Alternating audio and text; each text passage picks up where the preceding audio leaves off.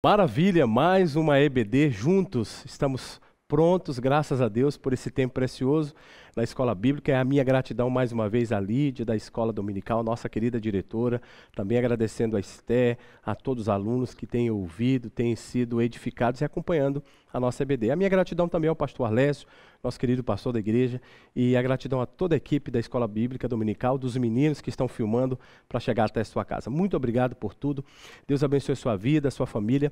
Vamos juntos. Mais uma vez, mais uma escola bíblica, e hoje nós vamos continuar falando sobre o livro Correspondências da Ásia, esse livro que eu tive a grata satisfação de escrever e tenho sido muito edificado pelo retorno que muitos irmãos têm dado de ter lido o livro, de estar conhecendo o livro. Nós vamos falar sobre o segundo capítulo do livro. Falamos a semana passada sobre o primeiro capítulo, sobre a meia-noite, e hoje nós vamos falar sobre o segundo capítulo. Primeiro capítulo nós discorremos um pouco sobre, o texto falava que uma chamada em plena meia-noite. Esse era o propósito desse primeiro capítulo que falamos a semana passada. Hoje, porém, nós vamos falar do segundo capítulo, que é justamente continua a chamada. E para isso, eu quero convidar você para abrir a sua Bíblia em Apocalipse, capítulo de número 1, nós vamos ler os versículos de número 12 e até os versículos de número 16. Mas, para ler, para a gente chegar até lá, eu preciso falar com vocês sobre esse grande capítulo de número 2 do livro, que é Ainda é Meia-Noite. E na meia-noite a autoridade é questionada. E antes de ler Apocalipse, eu quero fazer essa pequena introdução. Eu tenho dito e observado que o mundo está sobre um manto terrível de uma escuridão sobre a terra. Tudo continua incerto, o futuro incerto, mas a igreja do Senhor parece estar dormindo em sua cama, tranquila, com a cabeça descoberta. Mas a luta continua, uma batalha continua sendo travada pelo coração dos homens. Uma luta incessante continua. E durante essa luta, a igreja precisa acordar, precisa ser igreja. Martinho Lutero disse, é preciso que a igreja seja igreja, deixe a igreja ser igreja. E quando nós olhamos para esse tempo de um futuro incerto, onde as autoridades são questionadas, e aí eu quero falar para vocês sobre essa crise que nós estamos assistindo, e aí eu até usei uma palavra no livro, é uma crise gigantesca de proporções epidêmicas, onde as pessoas estão sendo contagiadas pelo ato da rebeldia, pelo ato da contrariedade à palavra de Deus. E nós olhamos dentro desse aspecto, as bases da sociedade estão sendo ruídas, elas estão sendo modificadas, é como se um terremoto moral estivesse atingindo a nossa sociedade. John Stott disse o seguinte, permita-lhe me compartilhar com você. John Stott disse, raramente em sua longa história o mundo presenciou tamanha revolta contra as autoridades. Toda e qualquer autoridade é contestada. Qualquer coisa que cheire a autoridade é hostilizada. Palavras do grande sábio John Stott, e aí nós falamos isso, conversamos em casa com as nossas filhas, eu e Fernanda, porque nós dissemos a elas o princípio da vida feliz, o princípio de uma vida próspera espiritualmente, inclusive materialmente, é o ato de obedecer aos pais. A palavra de Deus faz essa comparação muito clara quando chega em Efésios, Paulo dizendo lá no capítulo 6, honra teu pai e tua mãe porque os seus dias serão prolongados. Então o ato de obediência é um ato que você representa a obediência a Deus. Então nesse contexto de mundo, tudo que é autoridade e que é questionada é realmente uma expressão contra a vontade plena do Senhor. A autoridade dos pais, a paterna é zombada. Os papéis em casa estão se mudando drasticamente. O ato a feminilidade está perdendo lugar para uma ação de feminismo, onde a mulher às vezes é ridicularizada porque elas querem ter uma autoridade que a palavra contesta, e eu não falo de autoridade da casa de mandar, mas é uma autoridade bíblica, em que marido e mulher juntos formam autoridade em casa, criando os filhos sob a sujeição do Senhor. E é muito interessante porque a palavra mostra que no universo inteiro a figura paterna ela é hostilizada. Tudo que se fala sobre autoridade é questionada. Na área das artes, as músicas gritam contra a autoridade. É uma coisa ridícula. As autoridades no trabalho, de modo geral, estão sendo questionadas. Quando nós olhamos para os sindicatos que formam suas fileiras, promovendo greves e greves contra autoridades, lideranças, etc. e tal, ameaçando inclusive de morte. E, por outro lado, professores guerreiam contra a escola, contra os diretores, enquanto alunos guerreiam contra professores. Se os professores são questionados em sala de aula, um tempo terrível em que a autoridade dos professores desce ladeira abaixo, sem precedentes, os alunos gritam, os professores ameaçando de morte muitas vezes, os professores, por outro lado, também ameaçam a direção da escola. A escola, por outro lado, ameaça a Secretaria de Educação e vira uma coisa sem autoridade, tudo em relação à autoridade é questionada. Porém, mais estarrecedor ainda, eu tenho pensado nesse aspecto, são as crises de autoridade que acontecem dentro da igreja. E aí Lloyd Jones, o grande pastor Dr. Lloyd Jones, ele escreveu: a fonte de confusão sobre a autoridade está na própria igreja. As coisas no mundo acham-se nesse estágio porque a igreja abandonou a sua autoridade. E aí eu, de novo, toco nessa tecla. A autoridade da igreja, irmãos, não é brigar na fronte de política, e para a guerra fazer política partidária, não. Lamentavelmente, nesse tempo, a igreja de Cristo está dividida. É triste isso, mas é uma realidade. Nós temos polarizações dentro da igreja, o grupo A e o grupo B político, as pessoas se degladiando nas suas convicções, nas suas teorias, nas suas imaginárias certezas políticas. Nós colocamos em homens a confiança, e isso não é bíblico, isso está errado. A igreja não tem que ir para a fronte de batalha, na defesa de um e contra outro, ou contra outro defendendo a um.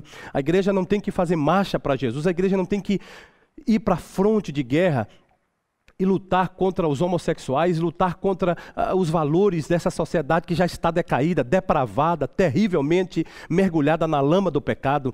Não, a igreja é contra essas coisas, a igreja sempre se põe no valor contra, mas a igreja tem que ter autoridade na palavra, é a pregação da palavra que dá autoridade, que determina a sua autoridade. Não é um partido político, irmãos, que determina a nossa autoridade. Não é um grupo político, não é uma teoria política que determina a autoridade da igreja. A igreja não depende de políticos, a igreja não depende de governadores, não depende de presidentes, a igreja depende exclusivamente de Cristo. Cristo é o Senhor da igreja. E em plena meia-noite nós temos uma crise instalada de autoridade. A autoridade em casa é questionada, os pais não são obedecidos pelos adolescentes se tornam rebeldes, questionam as autoridades dos pais, a igreja é questionada a autoridade pastoral, as pessoas querem mandar, decidir sobre as autoridades. Essa crise instalada nada mais é do que um ato de rebeldia. Lá em 1 Samuel capítulo 15, verso 23, diz que a rebeldia é como pecado, a rebelião é como pecado de feitiçaria. E por quê? E lá o texto diz: porque as pessoas não ouviram a palavra de Deus, Deus os abandonou, porque elas rejeitaram a obediência à palavra de Deus. O ato de rebeldia, ele é puramente um ato de rebelião contra as pessoas aqui. Isso é um espelho, um reflexo do que nós também vamos questionar a autoridade divina. Nesse tempo terrível em que a autoridade é questionada, pais perdem autoridade, professores perdem autoridade, chefes de determinados setores perdem autoridade, pastores nas igrejas estão com as autoridades questionadas, porque as pessoas cada vez mais querem dominar, querem assumir o poder. E dentro desse cenário terrível de autoridade questionada, o Senhor aparece em Apocalipse capítulo 1, dizendo para nós, antes dele falar às 7 igrejas, ele diz: eu sou a autoridade, eu tenho autoridade, eu tenho a firmeza da autoridade. E aí ele aparece aqui com graciosidades maravilhosas que nós precisamos ler e observar. Dessa forma terrível, triste, desafiadora, pastores, denominações, escolas de pastores teológicas estão abandonando a autoridade da palavra. É lamentável porque parece que tudo gira em torno de um simplório reconhecimento do governo. Parece que as escolas teológicas estão em crise de autoridade, querendo ser reconhecidas pelo MEC. Isso é um absurdo, isso é ridículo. Eu repito, por quê? Porque o MEC não tem condição de autorizar, de reconhecer a escola de Deus. O MEC, aliás, é do Estado. O MEC é do governo, um governo que, aliás, é laico, ou seja, o que é laico? É aquilo que não tem religião, e é ridículo. As escolas teológicas que outrora dependiam da Bíblia, dependiam da autoridade sagrada de Deus, estão agora buscando o reconhecimento de MEC. Não é o Ministério da Educação do Brasil que vai reconhecer a autoridade da escola teológica. Pastores devem formar pastores sobre o manto da oração, sobre o manto da palavra, sobre o manto de uma vida de dedicação plena ao Senhor.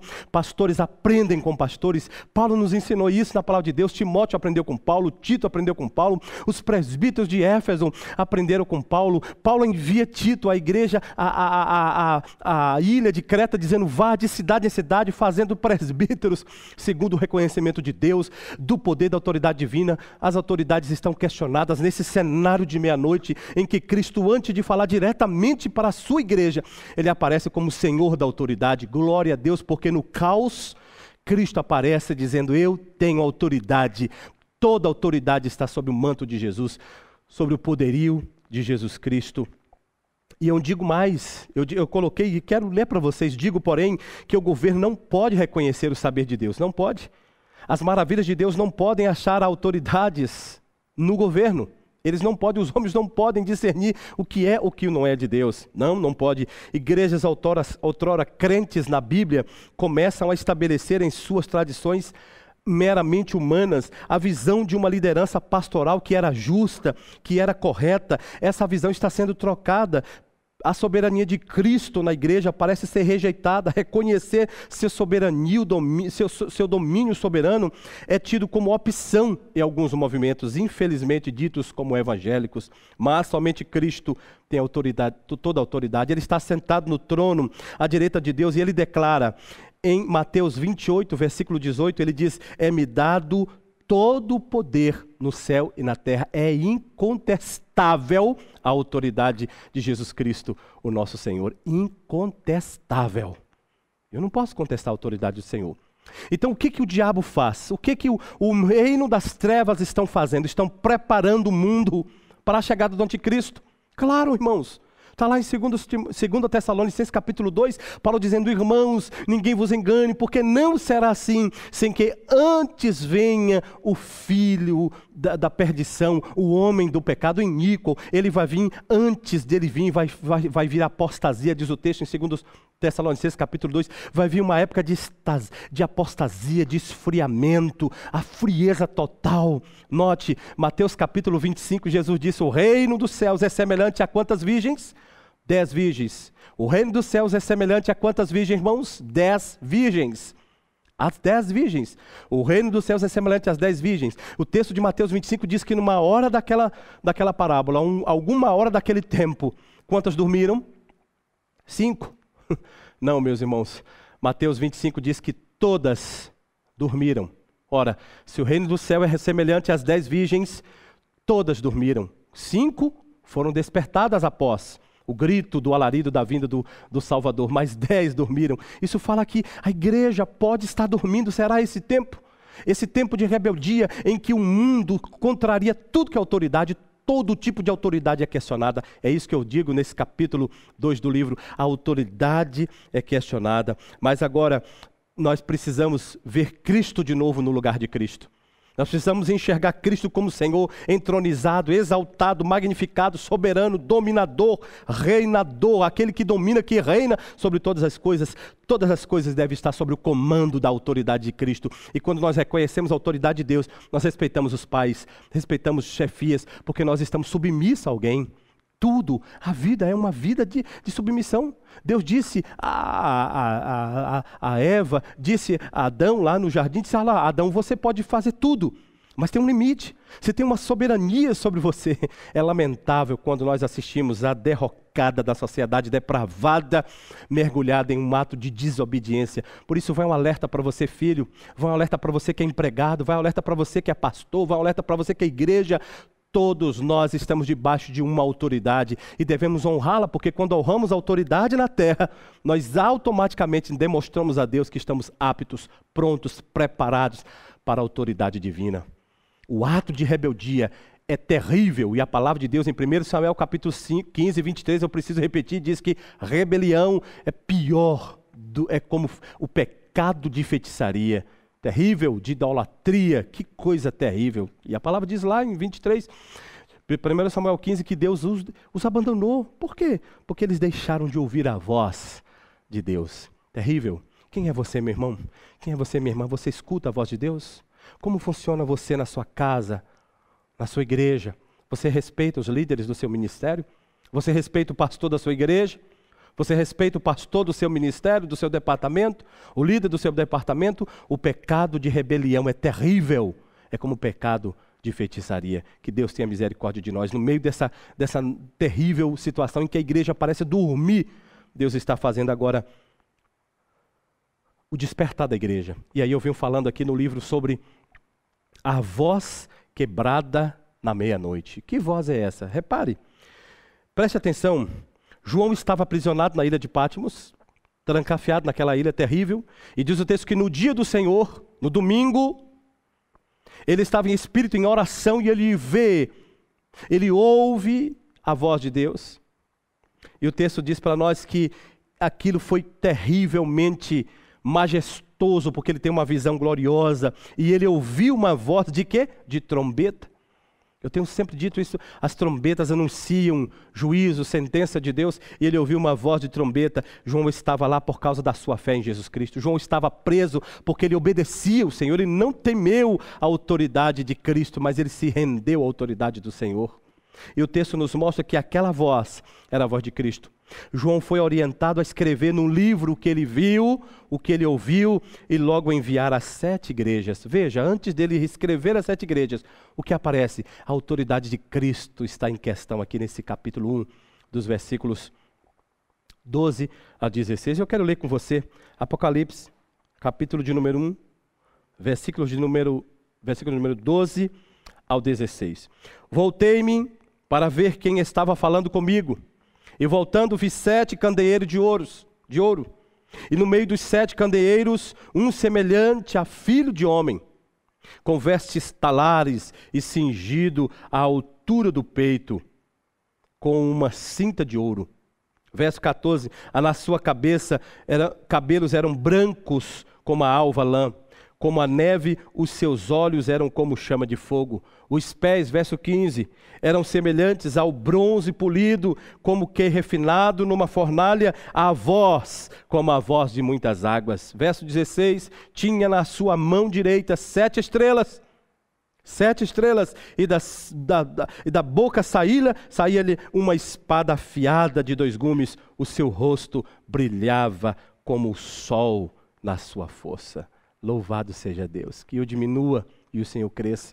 Meus irmãos, preciosos do Senhor, a voz quebrada na meia-noite, no meio desse caos de autoridade, uma voz autoritária brada, chama a atenção da igreja, não do mundo, porque aqui o Senhor está falando às 7 igrejas. Deus não fala para o mundo, essa voz é para a igreja. Deus está acordando a sua noiva, está acordando a sua igreja dizendo, chegou a hora. Assim, porém, antes de saber e escrever as igrejas, foi dada a revelação de quem é que está falando com João. É o cabeça da igreja, é a autoridade da igreja. Devemos então, antes de qualquer coisa, lhe prestar total submissão e obediência plena. João teve a maravilhosa visão, e o verso diz que ele olhou, aqui no verso de número 13, e a sua cabeça, os seus cabelos eram como a lã, e o verso seguinte ele disse, e a sua voz como a voz de muitas águas. Imagina você numa cachoeira, irmãos, som daquela cachoeira forte, que você não consegue falar muito, aquela quantidade de água substitui o som de tudo à volta. Ela que domina. Quando você chega numa cachoeira pujante, nada e consegue abafar o som daquela cachoeira. Todos os sons, aliás, são submissos a ela. porque ela é o som de muitas águas. Quando Cristo fala, igreja, Ele é o som de muitas águas. Quando Cristo fala, o pastor deve obedecer. Quando Cristo fala, a igreja deve obedecer. Quando Cristo fala, famílias devem obedecer. Quando Cristo fala, o seu povo deve ouvir. Nessa crise de autoridade, nós temos um Senhor que fala e a sua voz é poderosa como voz de muitas águas. O que Cristo tem falado a você? O que Cristo tem falado ao teu coração pela palavra?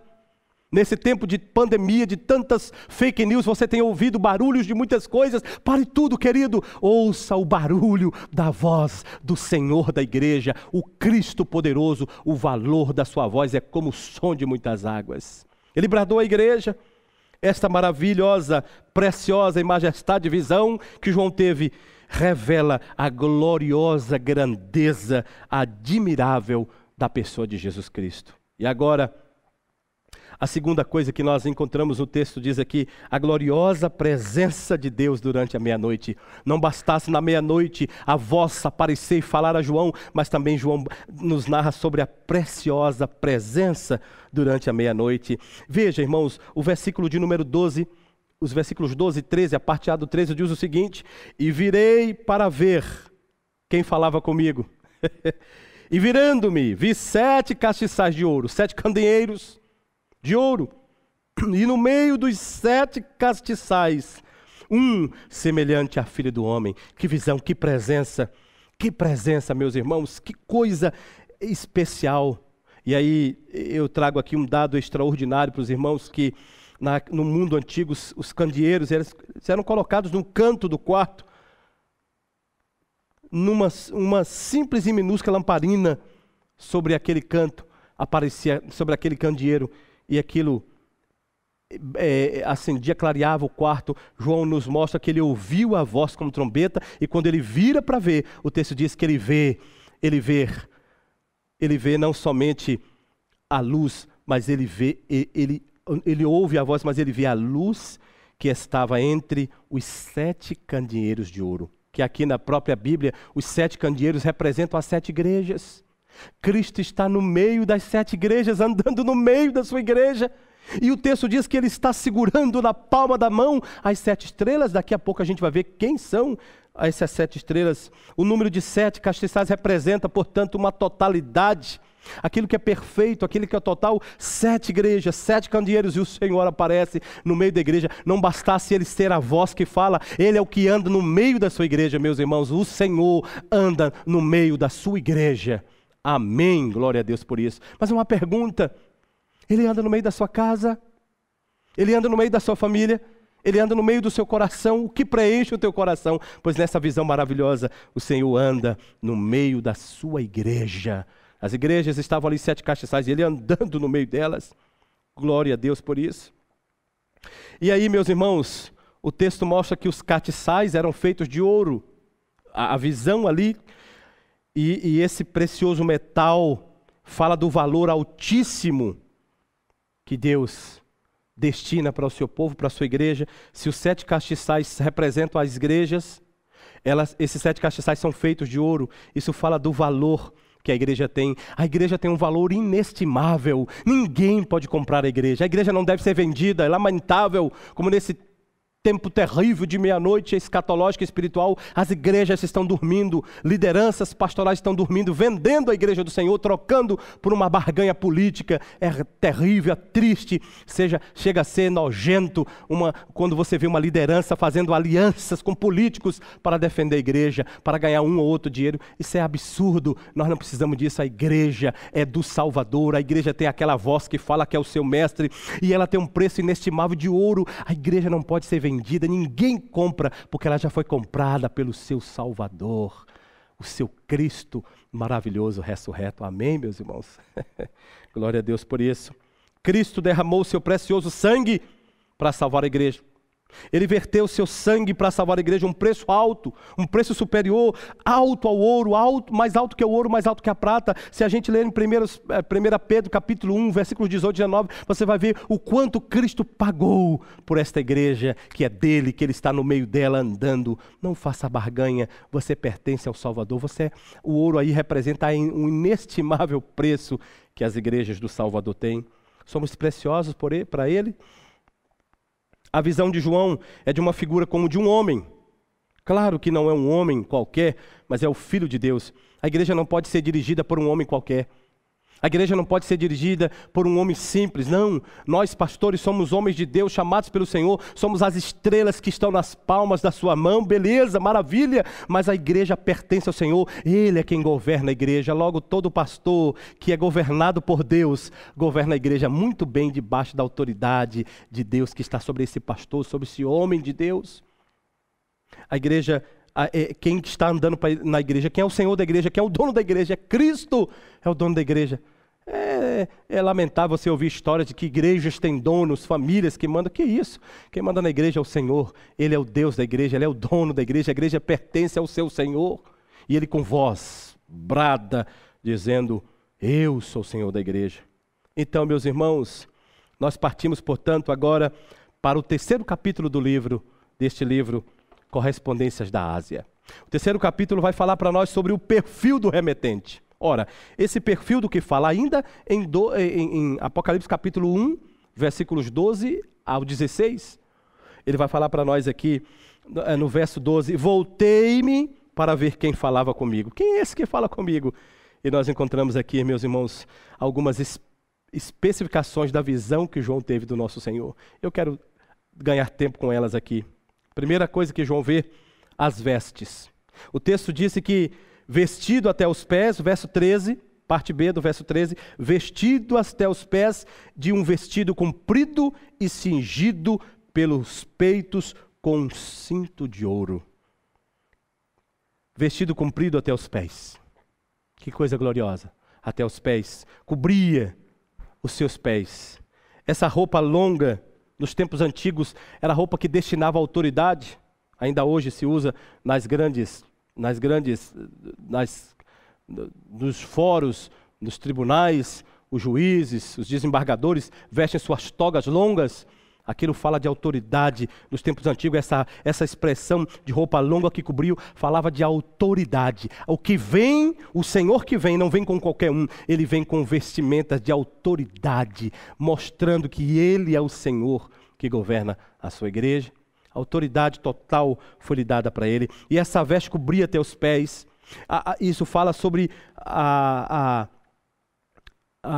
roupa que cobre os pés. Fala de alguém que é autoridade máxima. Aqui os pés é coberto, uma roupa longa que vem até embaixo. Se você observar Isaías capítulo 6, versículo 1, você vai ver Isaías tendo uma visão do trono de Deus sentado no alto sublime trono, e a orla do seu vestido cobria a terra, os seus pés eram cobertos pela roupa longa que Isaías tem a visão do nosso Senhor, do Deus Todo-Poderoso. É uma figura de autoridade. No mundo antigo, se a gente for ler lá em Êxodo, a gente vai ver o sumo sacerdote vestido até embaixo. Os príncipes eram sim, as autoridades, os juízes vestidos com pés até o final de tudo. Cristo é profeta, Cristo é sacerdote, Cristo é juiz. Ele é tudo isso na única pessoa do nosso Salvador Jesus Cristo. Por isso que ele aparece com vestes longas, cobrindo os seus pés. Uma outra coisa que nós chamamos é a performance. Nós temos aí Apocalipse capítulo 1, versículo 14, a parte A, diz que a sua cabeça e os seus cabelos eram brancos como a lã. Isso fala de uma performance. O rei é visto com cabelos brancos. Que coisa interessante, não, irmãos? Aqui fala do mais alto atributo do Senhor. Cabelos brancos, a santidade dele está acima de tudo, está acima da sua cabeça, de onde permanece a coroa. Isso significa santidade. Os cabelos brancos ali representam a santidade do Senhor, separação do homem e separação do Deus. O Deus que nós temos é um Deus santo, um Deus digno, um Deus que pleiteia a santidade. Sem santificação ninguém verá o Senhor. Quinta-feira da semana retrasada, o pastor Alessio nos trouxe uma mensagem aqui sobre sem santificação ninguém verá o Senhor. A santidade é o princípio de ver o Senhor. Então, os cabelos brancos falam da sua santidade, a sua performance, ela não se mede a qualquer padrão. Não tem um padrão humano, é dele, ele é único. Isso fala da grandeza, do padrão santo, que nunca erra, que nunca falha, mas que domina e que é santo sobre todas as coisas, que acima dele, desde ele para baixo, vem todo aspecto de santidade. A declaração das Escrituras diz que Jesus não conheceu pecado, lá em Hebreus capítulo 4, versículo 15, também fala que nele não há pecado. 1 João capítulo de número 3, verso 5, o santo de Deus, Lucas capítulo 3, versículo 34, ele é o santo e justo, diz Atos capítulo 3, versículo 14, a parte A. Se nós vimos as vestes, nós vimos a performance, agora eu preciso que a gente observe o olhar desse que aparece para João. O texto mostra que no verso de número 14, a parte B, e os seus olhos eram como chama de fogo. Que coisa gloriosa, irmãos. Os olhos do Salvador são vistos por João. E João avista aquela visão, e aquela visão se torna terrível para João, porque dos olhos do Salvador saem raios de fogo. Que coisa preciosa. Quem tem um olhar como esse?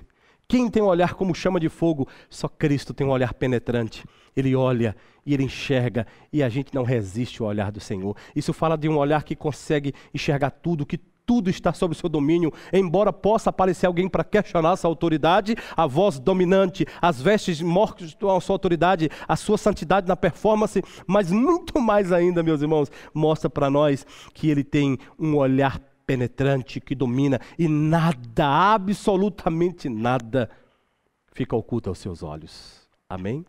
A palavra diz que jamais poderá haver esconderijos que Cristo não consiga enxergar. Que coisa gloriosa, irmãos. Todos os fios do cabelo da nossa cabeça, diz a palavra, são contados. Lucas 12, 7. Cada fio da cabeça nossa é contado. Os olhos do Salvador conhecem tudo, enxergam tudo. E eu te faço uma pergunta: como está você? Se Cristo olhar para você hoje, para a tua vida, para o teu coração, para o teu casamento, para a tua vida, filho, pai, como é que está a tua relação com teus pais? Se Cristo olhar para você, como está o teu coração?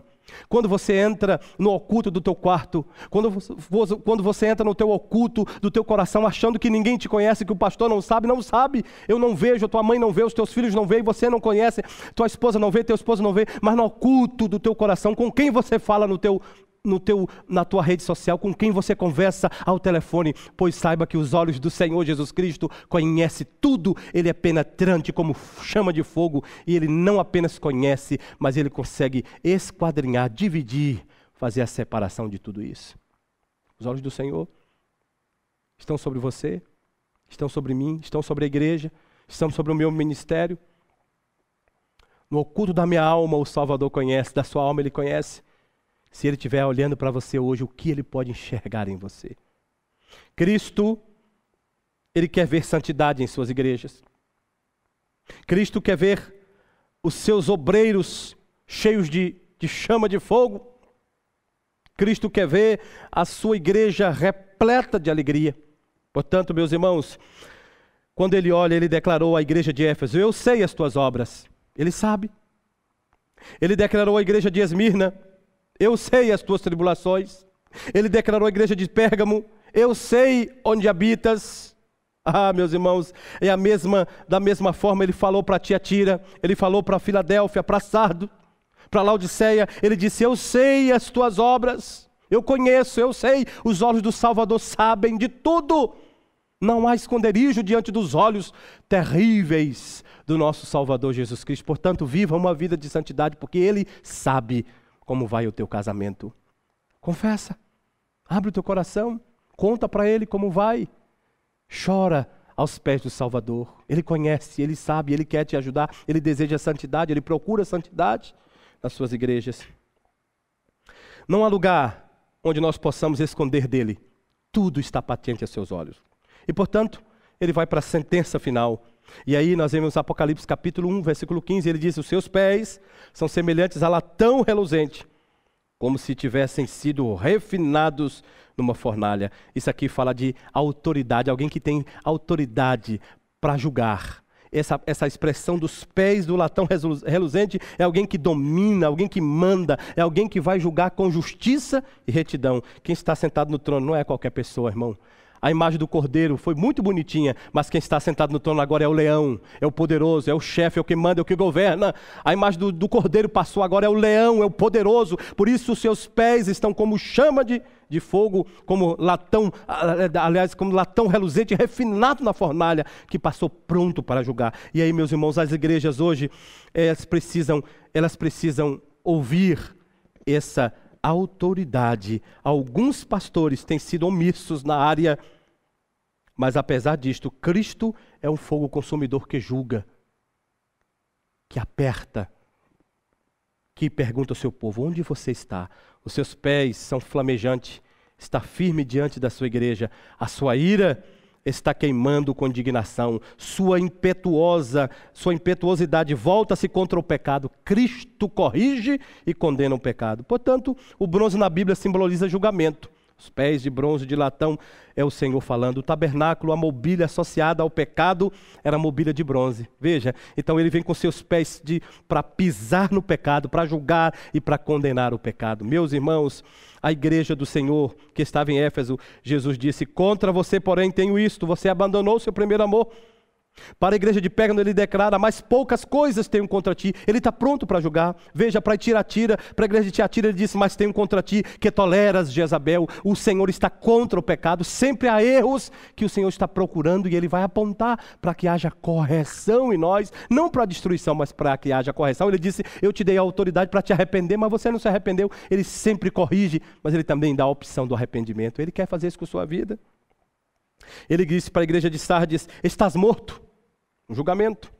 A igreja de Laodiceia, ele adverte: eu sei as tuas obras, que nem és frio e nem és quente, mas és morno. E portanto, ele fala sobre a poderosa voz, que nós já falamos das águas, a arma que ele tem na mão. A palavra diz no verso de número 16, esse homem que aparece, esse que fala, ele tem uma arma na sua mão, aparece uma arma, diz que da sua boca saiu uma espada de 2 fios. A arma revelada, a arma que sai aqui, ela revela a autoridade de Jesus. É uma espada de 2 fios. Que coisa interessante. E aí, com essa espada aguda, é como um bisturi, fininha, de 2 fios. Ela fala que ela está apta para separar, para cortar, para eliminar. O bisturi do Salvador está pronto para eliminar da minha vida, da sua vida, da igreja dele, aquilo que não é pertencente a ele. Aquilo que cresce como mal, ele precisa cortar, ele precisa cirurgicamente cortar com essa espada aguda que sai da sua boca. A palavra de Deus é a espada do Senhor que pode ser o bisturi que elimina de nossas vidas. Leia a palavra, ame a palavra, busque a palavra de Deus. Porque Cristo ama a sua igreja, ele deseja saúde espiritual. E porque a igreja está doente, ele vai usar esse bisturi, essa espada, para cortar. Ele fala para a sua igreja. Então, meus irmãos, e por último, ele fala da sua aparência. João consegue ver a face de Cristo e diz: o seu rosto era como um sol, quando na sua força resplandece. Meus amados, eu quero dizer que a glória do Senhor foi claramente revelada em algumas ocasiões. Você pode ler Mateus, lá na Transfiguração, mas João escreve ainda em capítulo 22, verso 5, João diz: e ali não haverá mais noite, e não serão necessários mais lâmpadas, nem o sol, nem de luz do sol, porque o Senhor, o Deus, seu Deus, os alumia e reinarão para todo sempre. O próprio Senhor é o sol, não tem luz, não tem sol, não tem mais lamparinas. O brilho de Cristo domina toda a igreja. Que esse Senhor apareça para a minha vida, para a sua vida. Portanto, encerramos aqui o capítulo 2 e o capítulo 3 do livro. Graciosamente, convidando você a meditar nessas coisas para a glória do nome do Senhor. Permita-me orar com você. Pai, que nesse tempo de tanta rebeldia, de questionamentos à autoridade, a tua igreja, o teu povo, nós, como famílias do Senhor, possamos estar despertados pelo teu brado, porque o Senhor é o que fala, é o que comanda, é o que anda no meio da igreja, que tem os pastores em suas mãos, que tem o domínio de tudo. Nos faça, ó Deus, nos render a ti, para a glória do teu nome, em nome de Jesus. Amém. Quero te convidar, logo mais, a escola bíblica dominical termina agora e você começa logo mais o culto de louvor ao Senhor. Daqui a pouquinho, às 10h10 da manhã, não deixe de assistir o culto, de compartilhar o link com amigos e familiares. E que Deus fale o seu coração ainda no culto desta manhã. Deus te abençoe.